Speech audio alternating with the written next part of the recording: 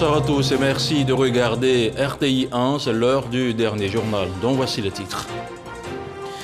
Le président de la République Alassane Ouattara s'est entretenu ce jeudi avec le ministre de l'Europe et des Affaires étrangères de la République française, Jean-Yves Le Drian. Les échanges ont porté sur le renforcement de relations bilatérales entre la Côte d'Ivoire et la France, notamment l'accélération des grands chantiers de coopération franco-ivoirienne. Le Premier ministre réaffirme la détermination du gouvernement à lutter contre la terreur. À Jacquesville, ce jeudi, Patrick Hachi a procédé à l'inauguration de l'Académie internationale de lutte contre le terrorisme. Une inauguration en présence de Jean-Yves Le Drian, du ministre de la Défense et de la ministre des Affaires étrangères. Et puis, plus de 8 ans après l'intervention militaire française qui avait permis de sauver Bamako des groupes armés djihadistes, Emmanuel Macron a décidé d'un arrêt progressif des forces françaises. 5000 soldats sont aujourd'hui déployés au Sahel, principalement au Mali, dans le cadre de l'opération Barkhane. Et voilà pour les titres. Merci de regarder RTI 1. Le ministre français de l'Europe et des Affaires étrangères est à Abidjan avant son déplacement à Jacquesville où il a participé à l'inauguration de l'Académie internationale de lutte contre le terrorisme. Jean-Yves Le Drian a été reçu par le chef de l'État, le président Alassane Ouattara.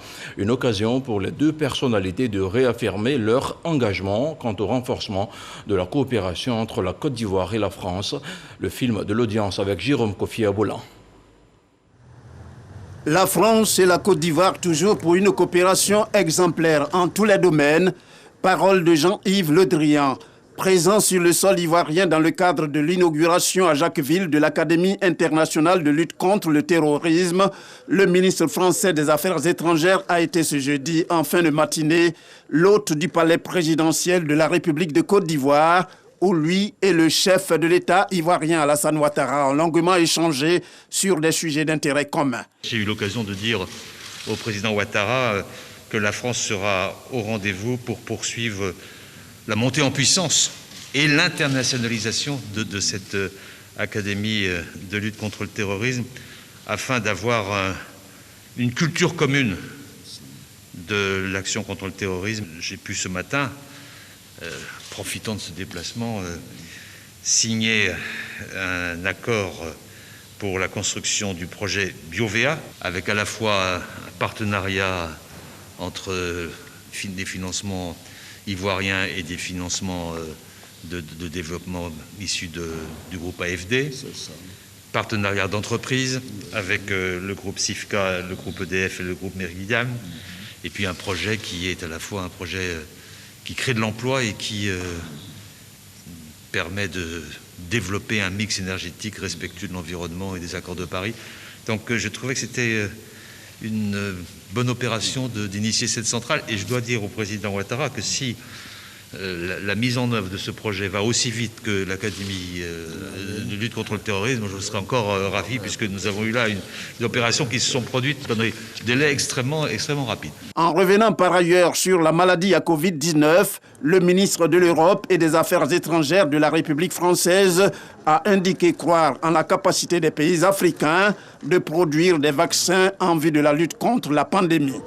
Et Jean-Yves Le Drian d'ajouter que la France et la Côte d'Ivoire vont fédérer leurs efforts pour identifier ce qu'il y a à faire dans ce sens par le truchement de l'Institut Pasteur.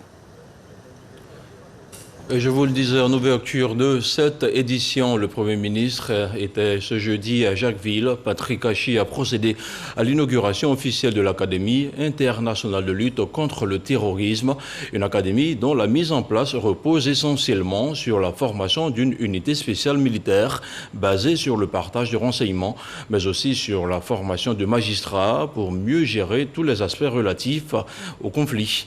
La coupure de ruban s'est déroulée en présence du ministre de la Défense, Téné Birahima Ouattara, du ministre français de l'Europe et des Affaires étrangères, Jean-Yves Le Drian, de la ministre des Affaires étrangères, Kandia Camara, et du général Wagondo Diomandé, ministre de la Sécurité et de la Protection civile. Plus de détails avec Herman Guibé. Située dans les environs de la ville de Jacquesville, l'Académie internationale de lutte contre le terrorisme. 1100 hectares ont été nécessaires pour sa construction. C'est cette académie qu'a inauguré le Premier ministre Patrick Hachi en compagnie du ministre français de l'Europe et des Affaires étrangères, Jean-Yves Le Drian. Avec eux, plusieurs membres du gouvernement. En quoi consisteront les missions de cette académie? Elle permettra le démarrage des activités d'entraînement, de formation des cadres et de réflexion stratégique sur un site adapté, avec des réalisations d'environ 15 milliards de francs CFA. Ces réalisations permettent d'accueillir une structure de direction, d'assurer simultanément 3 stages de formation de 25 stagiaires, d'héberger 25 stagiaires et en nourrir 80, d'entraîner des unités dans les domaines de contre-terrorisme, en milieu urbain et rural, du tir et de la protection rapprochée, de mettre en œuvre les 3 piliers de formation de l'AILCLCT, à savoir l'entraînement pour les unités spécialisées, je veux parler principalement des forces spéciales, la formation des cadres acteurs de la lutte antiterroriste issus des ministères de la Justice, de la Défense et de l'Intérieur, et sans doute d'autres ministères à l'avenir. La recherche stratégique sur l'étude de la menace terroriste. Combattre le terrorisme est une responsabilité commune. Il faut s'unir pour faire face à la menace. Avec l'appui de la France, des Européens, de la communauté internationale, les États de la région doivent intensifier leur coopération militaire, leur coopération sécuritaire et leur coopération judiciaire. Et en agissant avec la même énergie, avec la même exigence sur l'ensemble du spectre du contre-terrorisme. Et c'est très précisément le sens et la vocation de l'AILCT, dont la création a été annoncée par les présidents Ouattara et les présidents Macron en 2017, et dont les premières formations ont débuté à Abidjan dès 2019 et qui va pouvoir maintenant fonctionner à plein régime ici à Jacquesville. Monsieur le Premier ministre, nos partenaires africains peuvent compter sur le soutien de la France, aussi bien en termes financiers que de coopération technique. Plusieurs de nos experts ont déjà rejoint l'Académie. Mais l'Australie, les Pays-Bas, la Norvège ont également déjà répondu présent. Et l'internationalisation de l'Académie va se poursuivre. Devant la menace que constitue le terrorisme pour la stabilité des États, le Premier ministre Patrick Hachi a appelé les États de l'Afrique de l'Ouest à s'approprier cette académie. Nous savons tous à quel point la menace terroriste est une plaie pour ce sous-continent. Cette nouvelle académie internationale, soyons-en tous immensément fiers, parce que se dessine là le futur de la paix sur le continent. Une élite sous-régionale de femmes et d'hommes à même de prendre le destin sécuritaire de l'Afrique de l'Ouest en main, forgée dans la communauté des armes, dans la fraternité des bancs d'une institution d'excellence et le creuset de valeurs partagées. Oui, ce ne sont pas seulement des experts que l'Académie formera, ce sont des camarades qui partageront un savoir, un combat, une confiance, un espoir. Ils seront notre fierté, comme ils auraient été celle de notre frère, feu le Premier ministre Ahmed Bakayoko, qui a également œuvré pour le lancement de ce projet. Je suis certain qu'il veille d'où il est sur cette cérémonie. Je voudrais également saluer et féliciter ici Monsieur le ministre d'État, ministre de la Défense, Ibrahim Téné Ouattara, qui, en si peu de temps, a permis l'achèvement des travaux que nous inaugurons aujourd'hui. Dévoilement de la plaque inaugurale, coupure symbolique du ruban, puis visite des locaux par le Premier ministre Patrick Hachi, avec à ses côtés le ministre français Jean-Yves Le Drian. Les personnalités présentes ont procédé à la signature du livre d'or de l'Académie internationale de lutte contre le terrorisme. C'est un plan de sortie qui se veut progressif. 2 semaines après la survenue d'un nouveau coup d'État au Mali, Emmanuel Macron a annoncé ce jeudi la fin de l'opération militaire Barkhane et la transformation profonde de la présence française au Sahel. Plus de 5000 soldats sont aujourd'hui déployés au Sahel, principalement au Mali, contre le groupe terroriste djihadiste. Une bagarre généralisée entre élus, c'est le triste spectacle auquel nous avons assisté entre députés de l'Afrique australe et ceux de l'Afrique de l'Ouest et du Centre le mois dernier à Midrand en Afrique du Sud. La session avait pour objet le renouvellement des instances de l'institution parlementaire africaine, notamment l'élection du nouveau président. En désaccord sur le mode de scrutin, l'Assemblée solennelle a sombré dans le chaos. Des urnes ont été emportées et la session interrompue. Que s'est-il réellement passé au siège du Parlement panafricain lors de cette élection? Quelles sont les missions de cette Assemblée consultative de l'Union africaine qui manque déjà de crédibilité d'avis d'experts? Des réponses dans ce dossier politique signé Moussa Konaté.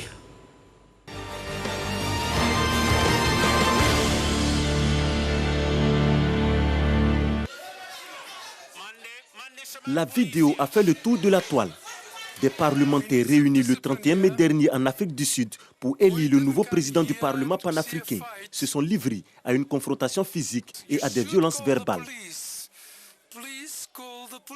Aïssatou Aïdara Cissé, députée malienne, était en course pour le poste de président.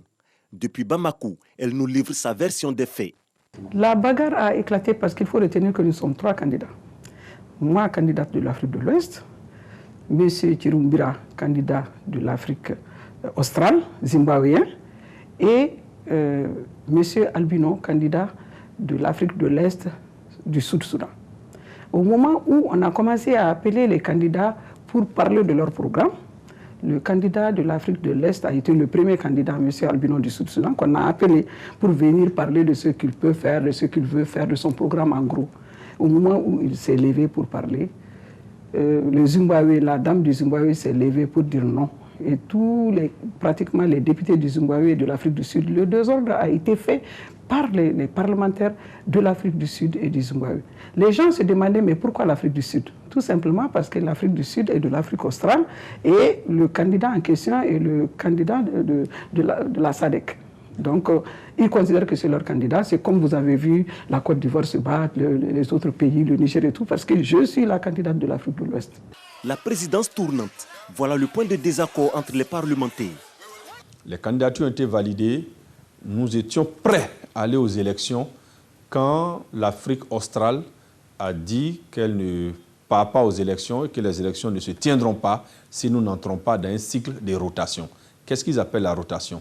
Ils estiment que l'Afrique de l'Ouest ayant été déjà une fois président, l'Afrique de l'Est ayant déjà été, je crois, 2 fois président, il était question maintenant que le seul candidat de l'Afrique du Sud australe puisse être le seul candidat donc, pour ces élections. Ce qui est un faux débat.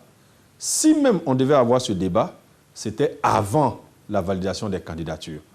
Je mets quiconque au défi de me montrer un seul article dans le règlement intérieur qui parle de rotation. Il n'y en a pas. Deuxièmement, la rotation est évoquée dans ce qu'on appelle le protocole de Malabo, qui est un protocole donc, qui accompagne le règlement intérieur, où les chefs d'État à Malabo ont estimé qu'il était bon que dans la gestion du bureau, qu'on aille à la rotation. Mais cette rotation est conditionnée par la ratification donc, du protocole par au moins 28 pays. Aujourd'hui, nous sommes à 13. Et aucun pays de l'Afrique australe n'a ratifié le protocole. Aucun. Donc, on ne peut pas d'un côté vouloir la rotation et de l'autre refuser la ratification qui doit nous amener à la rotation. C'est humiliant pour l'Afrique. Il faut qu'on apprenne à respecter nos textes. La scène de bagarre a suscité une vive polémique. La préoccupation des députés sud-africains ou anglophones ou de l'Afrique australe, elle n'est pas mauvaise. Mais ce n'est pas une raison d'user des violences, d'user de menaces, d'user d'intimidation, comme certains députés sud-africains l'ont fait, en cassant les urnes, en menaçant ça et là. Ça, ce n'est pas bien. J'ai vu qu'il y a eu beaucoup de polémiques sur l'attitude de ma collègue Mariam. D'abord, il faut qu'on sache que Mariam n'est pas la seule qui soit venue défendre le comité ad hoc. Parce qu'en réalité, il s'agissait de défendre le comité ad hoc. Le comité ad hoc, c'est le comité qui devait donc organiser les élections, qui était présidé par Janet Kabila, donc de la RDC. Donc, face à la violence de ces Sud-Africains, nous avons estimé que certains membres donc, de nos caucus, l'Afrique de l'Ouest, l'Afrique centrale et l'Afrique du Nord, devaient protéger les députés membres du comité ad hoc. Le président de la Commission de l'Union africaine a réagi à travers un tweet. Les scènes de violence choquantes au Parlement panafricain ternissent l'image de cette institution. J'appelle tous les parlementaires à se ressaisir et à se conformer aux règles et procédures de l'institution. Cet incident a attiré l'attention sur l'institution parlementaire qui jusque-là est peu connue. Créé en 2004, le Parlement panafricain est une organisation composée de 53 pays africains. Chaque pays est représenté par 5 membres. 3 députés et 2 sénateurs ivoiriens y siègent pour le compte de la Côte d'Ivoire. Les partis au pouvoir et tous les mouvements dans un pays doivent pouvoir être représentés dans la délégation de ce pays au Parlement panafricain. Et il y a une règle. En plus, c'est qu'il faut qu'il y ait au moins une femme parlementaire dans les délégations. Après donc 17 ans d'exercice, l'on s'interroge toujours sur le rôle précis du Parlement panafricain, ses missions ainsi que l'impact réel de ses décisions au plan continental.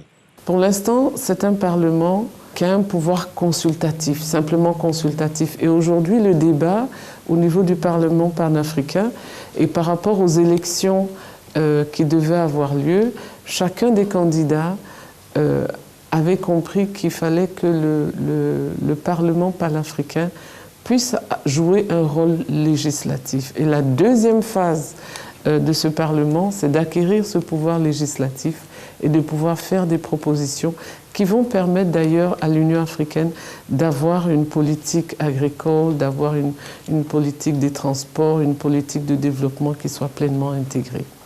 La session du Parlement panafricain est pour l'heure suspendue. L'élection est reportée. Mais que disent les textes pour la suite? Les élections devaient se tenir au plus tard le 31 mai, c'est ce que dit les textes. Mais puisque le processus a été interrompu, on compte sur le mois d'octobre, mois au cours duquel il y a une session. Et c'est à cette session, parce que c'est en plénière qu'il faut faire les élections, mais on a la possibilité aussi de faire une session extraordinaire. J'espère tout simplement que les sanctions seront levées sur le Mali et qu'on pourra voir dans quelle mesure organiser une session extraordinaire pour faire les élections. Même si son efficacité est parfois mise en doute, le Parlement panafricain a le mérite d'exister avec son statut d'Assemblée consultative de l'Union africaine. Toutefois, le dérapage de Midrand à Johannesburg est considéré comme une publicité négative pour cette institution parlementaire africaine. Et voilà, c'était le dossier politique de RTI 1 sur le Parlement panafricain à Midrand en Afrique du Sud. La consolidation et la préservation de la paix en Côte d'Ivoire étaient au cœur des échanges entre les diplomates américains et égyptiens. Les diplomates en visite chez le président du COSIM, le cheikh Aïma Ousmane Diakité, a été invité à s'impliquer davantage dans le dialogue politique afin de favoriser la cohésion entre les différents leaders politiques. De Madongui, Konepa Gassoro pour le compte-rendu.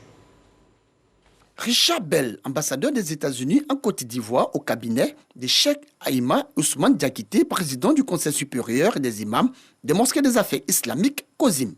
Au centre des échanges, la consolidation et la préservation de la paix en Côte d'Ivoire. Nos deux pays, les États-Unis d'Amérique et la Côte d'Ivoire, ont ceci en commun que nous sommes des pays riches en diversité ethnique et religieuse et que le vivre ensemble, malgré les différences d'opinion, les différences de pratiques, mais en reconnaissant chacun dans l'autre un être humain, ça permet vraiment à un pays de s'épanouir pleinement. Cheikh Aïma Ousmane Diakité, tout en se réjouissant de la visite du diplomate américain, a tenu à lui traduire toute la reconnaissance de la communauté musulmane de Côte d'Ivoire. Tous les imams de Côte d'Ivoire sont très honorés et rassurés en même temps, qui est le pays le plus puissant au monde, a un représentant aussi humble et qui vient vers les autres, venir partager des sentiments d'amitié profond. En tout cas, nous avons félicité l'ambassadeur, nous sommes heureux de sa visite. En fin de soirée, c'est le diplomate égyptien Badawi Wael qui a rendu visite au président du COSIM. L'importance de la promotion d'un islam tolérant et modéré était au cœur de cette rencontre. Nous notons vraiment avec grand plaisir et grande satisfaction les efforts qui sont déployés par son éminence Ousmane Diakité et puis son excellence, Monsieur le Président Alassane Ouattara, pour assurer un développement équitable pour toutes les communautés ici en Côte d'Ivoire, pour promouvoir la paix et la stabilité. Les diplomates américains et égyptiens n'ont pas manqué d'inviter Cheikh Aïma Ousmane Diakité et l'ensemble de la communauté musulmane à multiplier prières et adorations pour une Côte d'Ivoire paisible et plus harmonieuse. Et on parle maintenant des législatives partielles à Séguéla. La campagne s'est déroulée sans heurts. Les différents candidats ont mené une campagne apaisée. En face, les populations plaident pour une élection sans violence. Envoyé spécial dans le Ourodougou, à Boussanogo.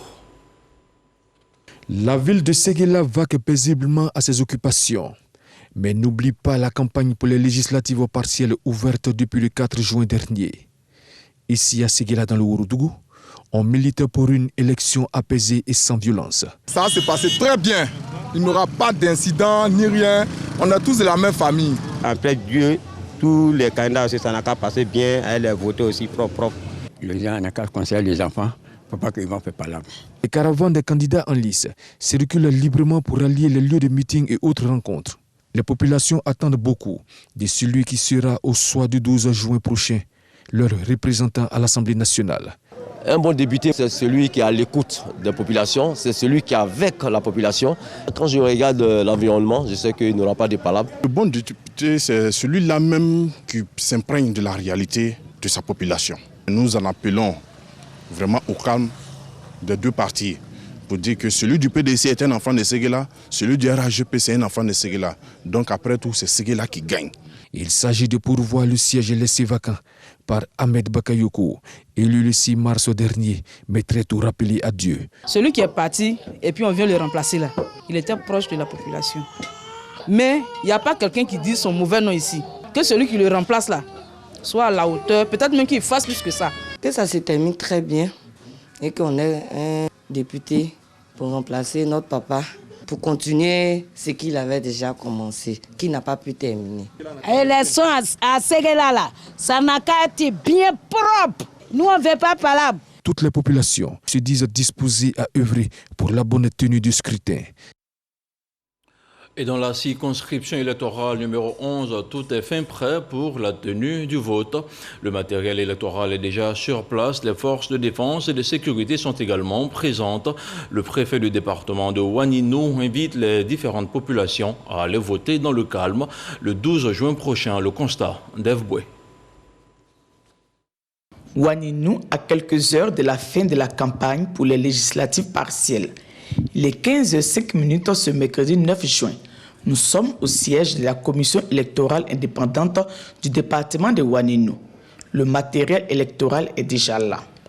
Un peu plus loin, au groupe scolaire Ouaninou, les agents des bureaux de vote sont en train d'être formés. Les agents qui doivent aller sur le terrain par rapport aux élections qui vont se passer. Ils les forment pratiquement sur le code électoral, le déroulement de tout le processus de vote, commencer comme on appelle, à l'ouverture des bureaux de vote et jusqu'à la fermeture des bureaux de vote. Les dépouillements qui se font et après on passe à la proclamation des différents résultats dans les différentes salles au fait. Au centre-ville, précisément à la gare, à 16h passées, nous trouvons les lieux d'animation des candidats en liste déserts. Renseignements pris, ils sont en pleine campagne de proximité dans les différentes localités de la circonscription électorale. Ensuite, nous nous rendons à la préfecture. Le préfet du département, Boni Kwaku Adolphe, fait le point de la campagne depuis son ouverture. Les candidats ont préconisé la campagne de proximité, ce qui fait que nous n'avons pas les grands meetings, mais ils ont des QG à la gare où de temps en temps, ils font de l'animation. Donc jusqu'à aujourd'hui, il n'y a pas d'incident. La campagne se déroule dans de très bonnes conditions. Pour la sécurisation du scrutin, toutes les forces de défense et de sécurité sont mobilisées avec des renforts venus entre autres de Man, Diokoué, Odiené et Korogo. Au niveau de la sécurisation, nous avons les forces de première catégorie. Il y aura la police, la gendarmerie. Nous avons un détachement de l'escadron et des FACI. Donc, tous ces détachements seront chargés d'assurer la sécurisation des élections. Et je voudrais donc inviter la population le 12 juin à aller voter dans le calme et que le meilleur gagne. Et le meilleur sera parmi ces deux candidats en lice pour cette circonscription électorale. Et on parle maintenant du sommet mondial virtuel sur le caoutchouc avec ses 14 communications et ses 4 panels. Un sommet à travers le monde entier et depuis Abidjan qui est très suivi. Comment les défis techniques et technologiques ont été relevés par la Côte d'Ivoire? La réponse dans ce reportage de Noël Niayo. Les Ivoiriens sont résilients. À chaque situation, nous essayons de nous adapter, de faire en sorte que nous puissions tirer notre épingle du jeu. La preuve par 4 de cette résilience, la bonne tenue du premier sommet mondial virtuel sur le caoutchouc. La cérémonie d'ouverture, il y avait une vingtaine de pays connectés à travers le monde, en Asie, en Amérique, en Europe et en Afrique. Et plus de 200 participants, dont la moitié au moins étaient connectés avec l'Europe. Les performances au niveau de la production ne sont pas en reste. Les statistiques des 3 dernières années nous indiquent que notre production annuelle s'est accrue au minimum de 18% par an. Et c'est ça le mystère que le monde entier vient chercher à comprendre. Préoccupation majeure des acteurs ivoiriens de la filière, aller au-delà de la première transformation pour mieux exploiter les avantages socio-économiques de l'hévéaculture. D'ici 2 ans, la Côte d'Ivoire ne sera pas 4e mondiale, mais peut-être 3e mondiale. Et donc, arriver, bien sûr, si on atteint ces résultats, nous allons demander à l'État de nous accompagner pour la 2e et voire la 3e transformation du caoutchouc. Parce que c'est là-bas que se trouve la valeur ajoutée. Ouvert ce mardi, le premier sommet virtuel sur le caoutchouc fait sa dernière saignée, demain vendredi 11 juin.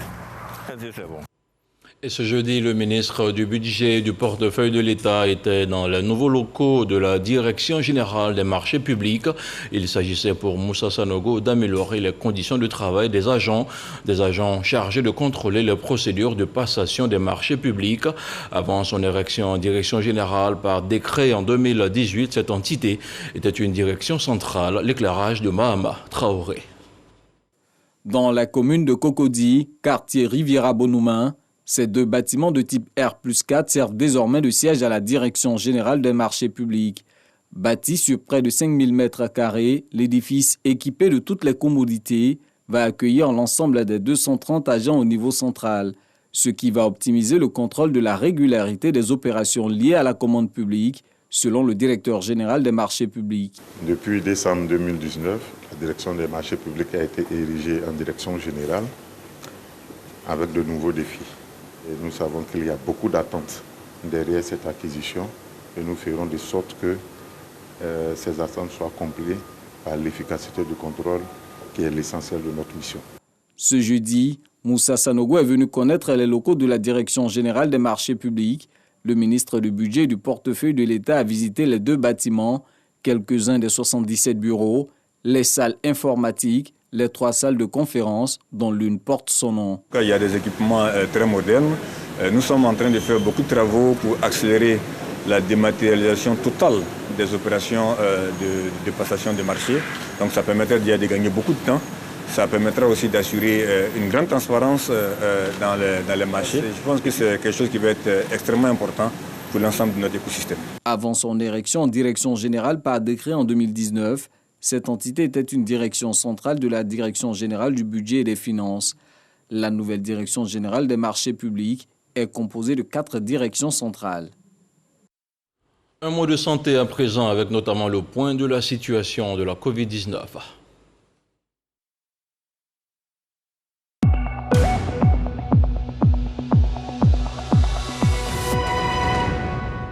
Le ministère de la Santé, de l'Hygiène publique et de la couverture maladie universelle a enregistré ce jeudi 10 juin 58 nouveaux cas de Covid-19 sur 2604 échantillons prélevés, soit 2,2% de cas positifs, 31 guéris et 0 décès.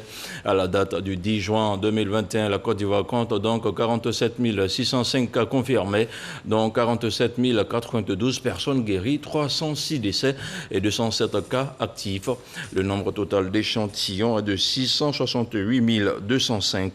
Le 9 juin, 18 595 doses de vaccins contre la Covid-19 ont été administrées, soit un total de 662 848 doses administrées. La ministre de la Famille, de la Femme et de l'Enfant a lancé ce jeudi les examens des institutions de formation et d'éducation féminine. Cette année, 714 auditrices et auditeurs prennent part aux compositions sur toute l'étendue du territoire national. La ministre Nassénéba Touré était ce matin dans un centre de composition dans la commune de Marcory pour s'assurer du bon déroulement des épreuves. Michel Mambo. 714 auditrices et auditeurs des IFEF, Instituts de formation et d'éducation féminine, repartis dans 17 centres sur toute l'étendue du territoire national. Après une année scolaire bien remplie, l'heure est à l'évaluation. J'aime bien la couture et je voudrais avoir d'abord un diplôme et puis être habilitée à ouvrir un atelier de couture. La ministre de la Femme, de la Famille et de l'Enfant est sur le terrain. À l'IFEF de Marcory, Nassénéba Touré est venue s'assurer du bon déroulement des épreuves. L'éducation de la jeune fille, la formation, l'autonomisation de la femme, les IFEF offrent aux populations vulnérables, femmes, jeunes filles déscolarisées et même quelques hommes désormais, l'opportunité de s'insérer dans le tissu socio-économique. Pour donc élargir l'éventail de ces opportunités, des réformes sont annoncées. Le gouvernement est en train de travailler à une réforme des IFEF, des instituts de formation et d'éducation féminine, pour pouvoir intégrer d'autres corps de métiers aujourd'hui qui sont demandés, qui ont une forte demande sur le marché de l'emploi. Alors, il y a les métiers de l'agriculture, il y a surtout les métiers des nouvelles technologies, des TIC. Et à cet effet, je voudrais dire qu'il y a 20 centres qui sont déjà digitalisés et nous allons aussi penser à intégrer l'apprentissage de l'entrepreneuriat. L'examen de fin d'année des IFEF s'est tenu sur une journée ce jeudi 10 juin avec des modules ayant trait à la vie familiale, la couture et la pâtisserie. Et c'est la fin de ce journal. Merci de votre aimable attention. On se retrouve demain à 13h. D'ici là, portez-vous bien.